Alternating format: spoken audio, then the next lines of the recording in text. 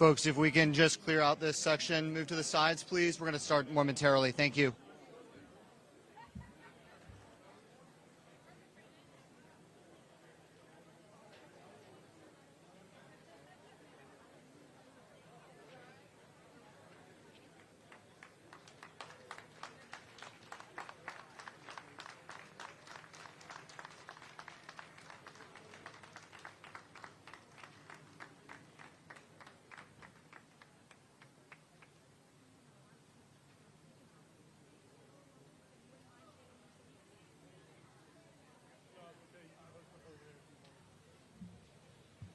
Good afternoon. If you wouldn't mind taking your seats so we can get started on this very important occasion.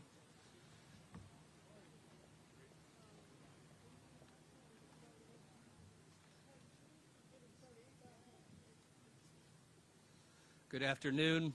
My name is Dave Kerner. I have the honor of serving as the Executive Director of the Department of Highway Safety and Motor Vehicles. Never again. Two simple words that, when said together, evoke so many emotions for so many people. Never again reminds us of the 6 million Jews murdered in the Holocaust. Never again reminds us that a society endeavored to exterminate an entire race and religion. Never again is so much more than just a phrase. It is not a declaration, nor is it a promise. If it is to be enduring, then it must be more than the simple sum of its parts. Never again is both a bridge to our past and a vision into our future, a future which almost never came.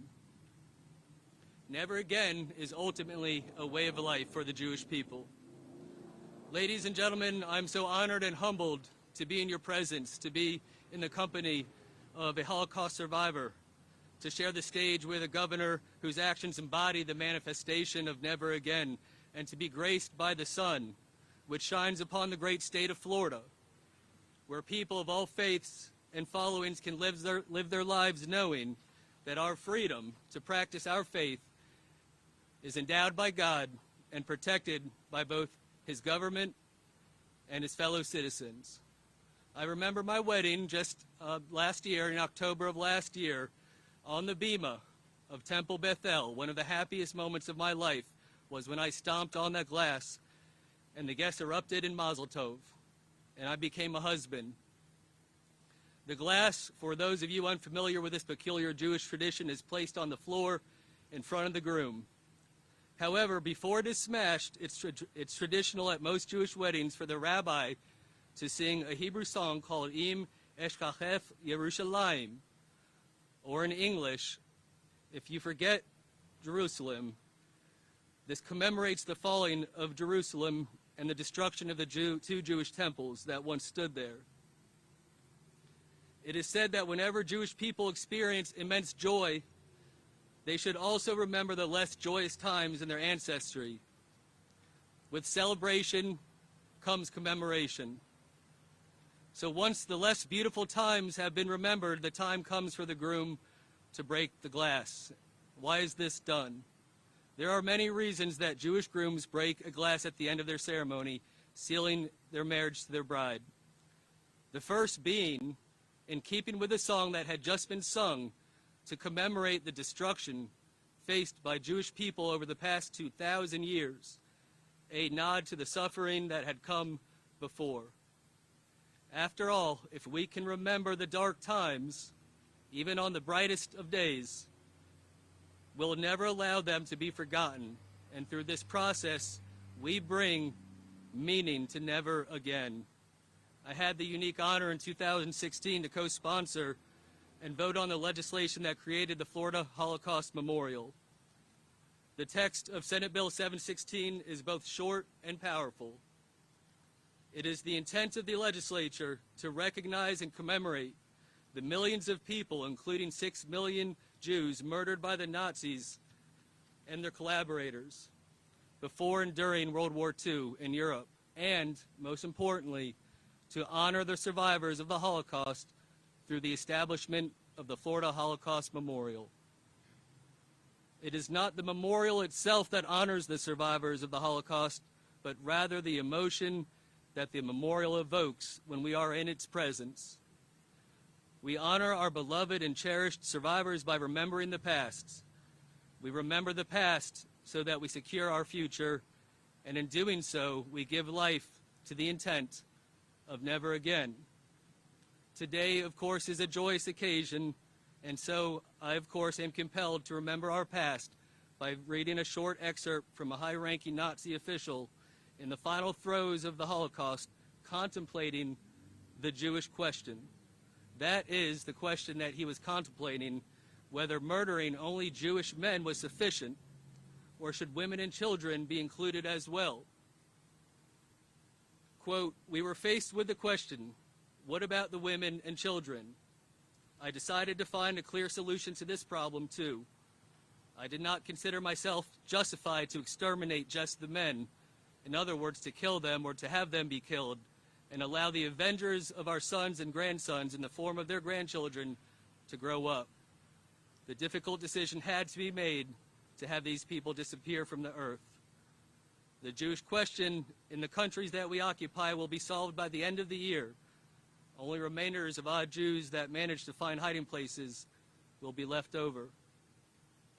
People may wonder," this is me speaking now, "people may wonder why Florida looks so differently than so many states following October 7th. Why were our campuses free from chaos? Why were our Jewish day schools and synagogues flanked by state troopers?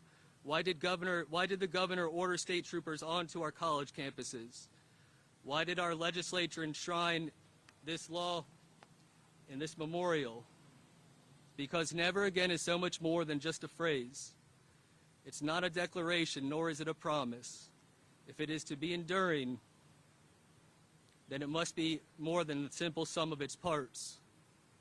Never again is both a bridge to our past and a vision into our future, a future which almost never came. Never again is a way of life. Mr. Schachter and Consul General Elbaz Starlinski, I hope that as the shadows of the past attempt to block the blanket of freedom and safety that the Florida sunlight represents, that you find comfort in this moment.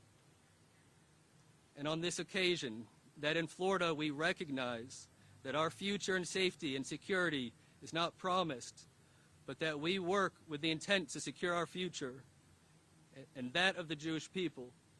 And that in the great state of Florida, never again is more than a phrase. It is a way of life. It is my honor now to call to the stage Senator Tina Polsky for comments. Senator.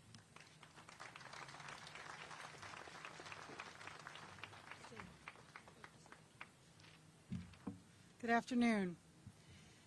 The unveiling of today's Holocaust Memorial represents the culmination of almost a decade of work. I would like to thank the original sponsors of the 2016 bill for making this a reality, Senator Soel, and former Representative, now Congressman Jared Moskowitz, and President Don Gates for his support.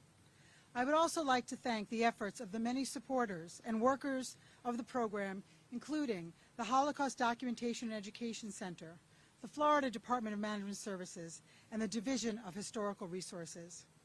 Today we gather in remembrance of the millions of lives lost during one of history's darkest times. The Holocaust was not just an atrocity of death and destruction. It was a systematic erasure of humanity, dignity, and hope. As we stand here in front of this memorial, we honor the memories of those who were taken from us. May this memorial serve not only as a testament to the suffering endured, but as a reminder to all of us of the importance of vigilance in ensuring that such horrors are never repeated. Let us pledge to never forget and to always fight against hate, prejudice, and intolerance in all forms for all people. My Judaism impacts everything that I do, as an elected official, as a sister, a daughter, a friend, a wife, and a mother. From it, I gather my commitment to justice, truth, and tikkun olam, the Jewish tradition to repair the world. I know that this memorial serves as a testimony to those values and will inspire empathy, community, respect, and courage for generations to come. I thank all of you for coming to be with us today and for your commitment to honor and support our community. Thank you. It is my distinct honor to recognize the former wonderful Senator Eleanor Soel.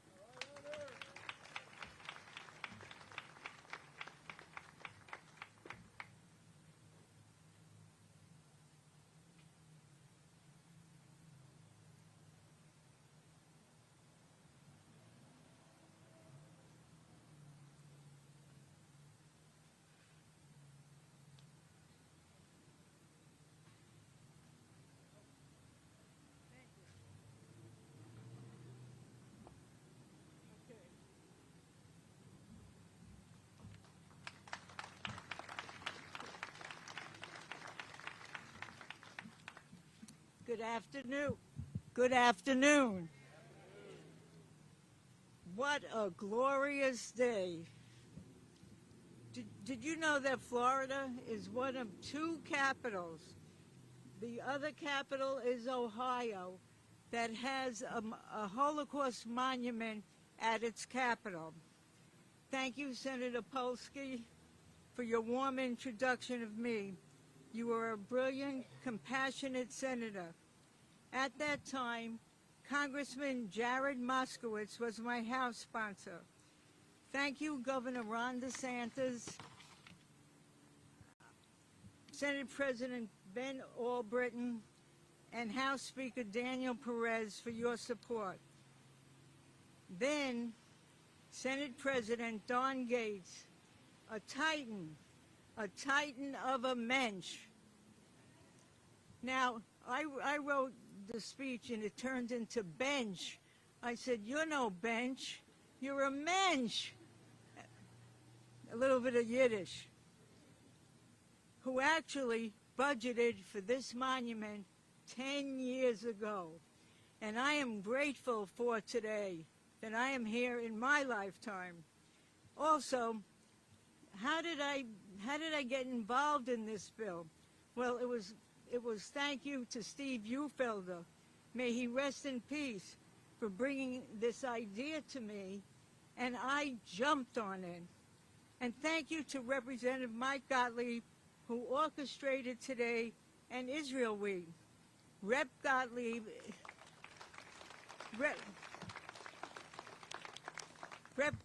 is also the chair of the bipartisan Jewish Legislative Caucus. Thank you to all its members for working together. And thank you to the Bulldog. You all know who the Bulldog is. Senator Randy Fine, who fights for Israel and against anti-Semitism every day. So this is a bipartisan effort. Thank you to Executive Director Scott Ehrlich from the Posnick JCC for bringing all the people here today who posted pictures, and Executive Director Rosita Koningsberg from the Holocaust Center, who also contributed many photographs of Florida families who were victims of the tragic Holocaust. Thank you to the Israeli Consul General, Mayor Elbaz Starinsky. Holocaust deniers, take note. Holocaust deniers, take note of these Florida authentic family photos of those who escaped crematoriums and suffered throughout the war. I too had relatives that perished in the Holocaust in Czechoslovakia, a cousin who was a dentist to ambassadors, who thought he would be protected. He was wrong. He was murdered. We should never forget the Holocaust, a tragic act of hate, prejudice, and inhumanity.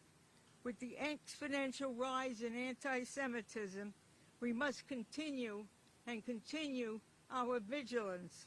Thank you to all for your perseverance as well. I am grateful and humbled for today. Thank you from the bottom of my heart.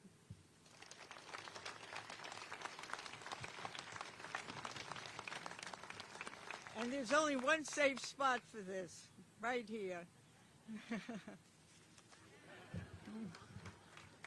Okay. Thank you.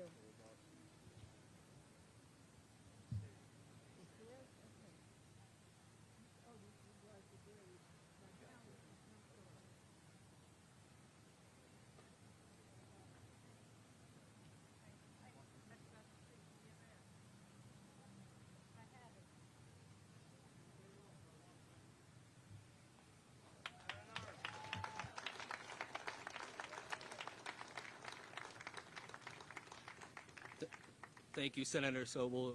True honor to be here with you today and to hear your words. It is now my great honor to invite to the stage the governor of the great state of Florida, Ron DeSantis.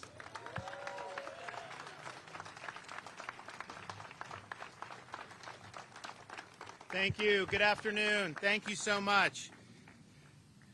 We pride ourselves on saying never again, but there are times when that resolve is tested, and October 7th, 2023 represented one of those times. That day was the largest slaughter of Jewish men, women, and children since the Holocaust itself. And make no mistake, Hamas, if they had the capability, they would commence a second Holocaust. That is their goal. And even in the aftermath of that barbarity, people like me were saying that, you know, you're going to start to see rationalizations, you're going to start to see all these excuses as to why somehow Hamas was not fully responsible. And in Florida, we never succumbed to that. We knew that the problem is Hamas terrorists, and the solution is to eliminate Hamas terrorists.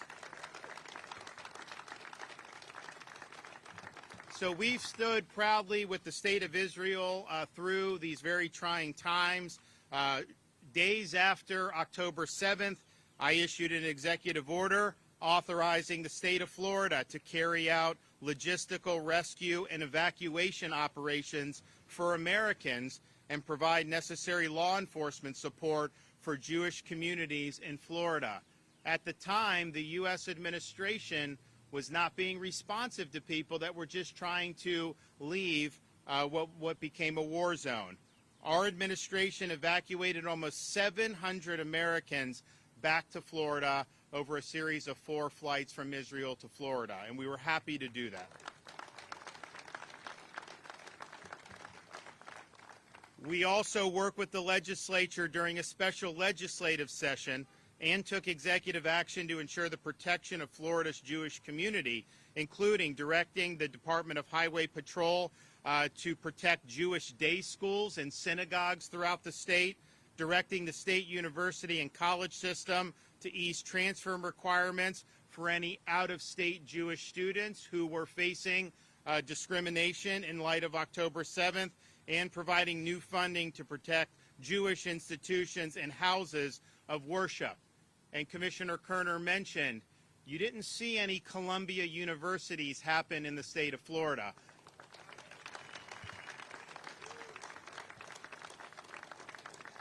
And when people ask me why did it not happen in Florida, the answer is very simple, because if any university president allowed that to happen in Florida, they would be out of a job the next day, no questions asked.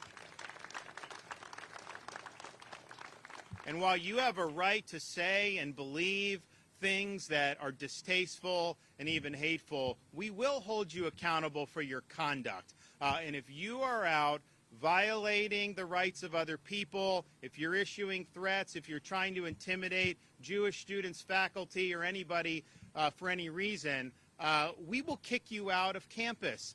We will withhold your diploma. We have done that, and we have held these people accountable. The inmates do not run the asylum in Florida's universities.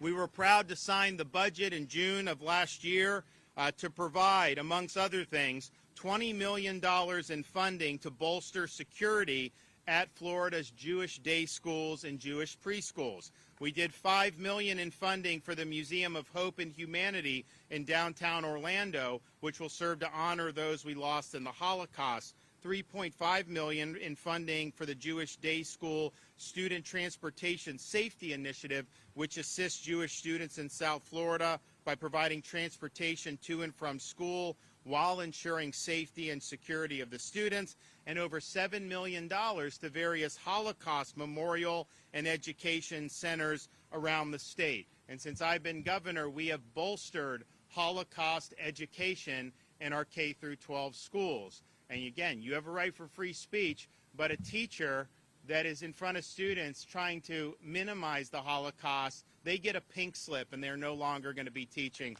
our students. And we've really led the fight on so many efforts. We were the leading state to combat BDS. We've led the fight to make sure our universities were safe for all students. We have bolstered Holocaust education, and we've developed incredible ties between the state of Florida and the state of Israel. We are the #1 place that Israeli Americans are currently moving to of all 50 states, and that was not true just a short time ago. So the fact that Florida is one of 2 states to have a Holocaust memorial is very fitting given our support for the Jewish people, both our citizens here, first and foremost, but also our great relationship with the state of Israel.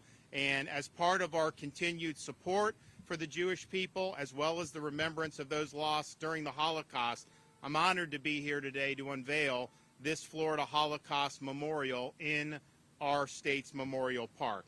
This memorial, constructed of iron and limestone, displays faces and names of Holocaust survivors who later made their homes in the state of Florida. The state was proud to work with Florida-based Jewish groups and Holocaust remembrance associations to gather survivors' names and pictures so that visitors to Florida's capital can remember the impact these amazing individuals had on our communities for generations to come.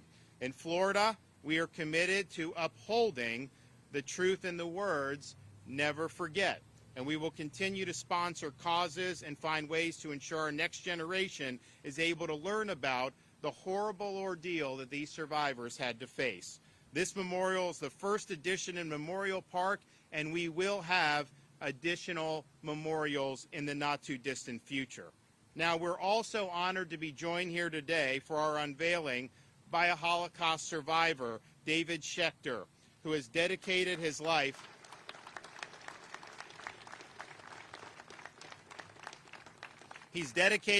to traveling our state and educating Floridians about the horrors of the Holocaust from his first-hand account.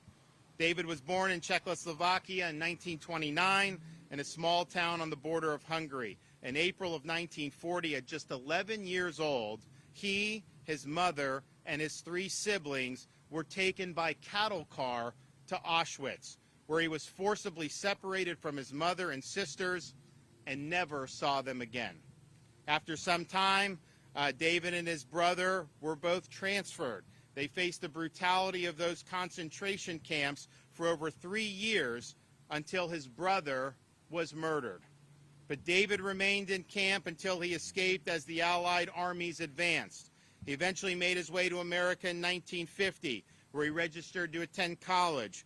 He settled in Miami in 1956 and started his own company. He's now called Miami home for almost 70 years and has made a profound impact on our South Florida community. I'm honored today to award David the Governor's Medal of Freedom for his decades of work sharing his experience with Floridians and dedicating his life to ensuring the lessons of the Holocaust are taught to future generations. Never again. At a time when anti-Semitism is rearing its ugly head across college campuses in the United States, it's more important than ever for stories like David's to be shared and preserved for future generations so that they truly never forget what can happen when hateful ideology is left unchecked. I pray that David continues to live a long and blessed life and that people may continue to learn from his story for years and generations to come. Now, I'm going to go down and present the medal for David. Then I think we're going to have an unveiling of the memorial. So do we have the medal with us? Okay.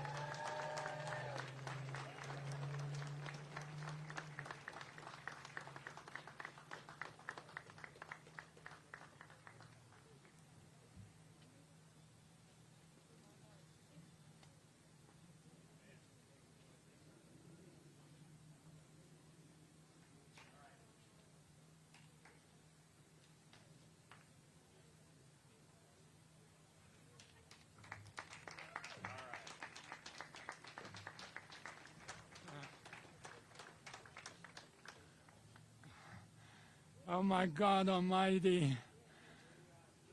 My God Almighty. Governor, you're a blessing.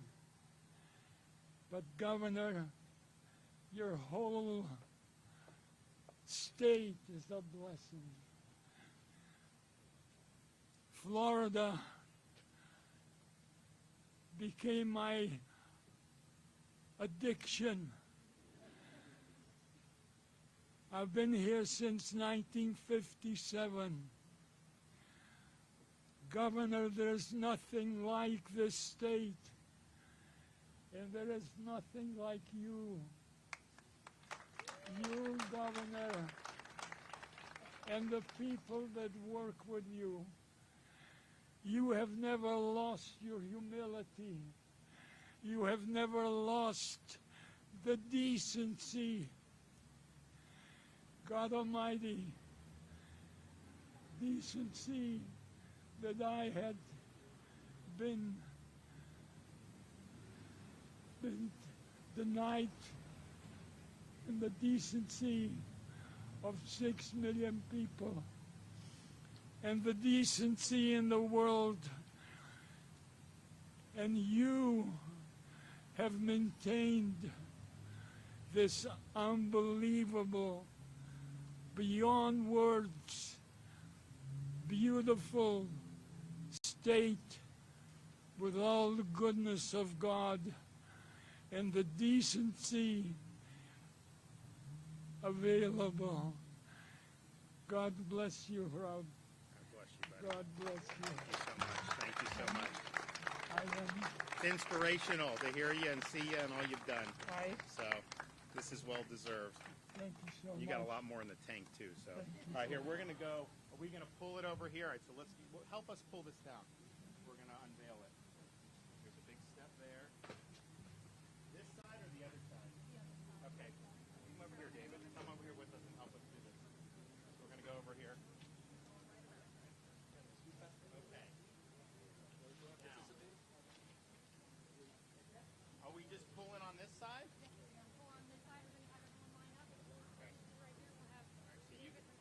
David, get in here. You guys grab some. The senator. Yeah. Come on. Hey, how are you? All right, we're gonna do that. David, you gotta grab a piece of this and help us pull. There you go. Right here. All right. And everyone else. We got enough?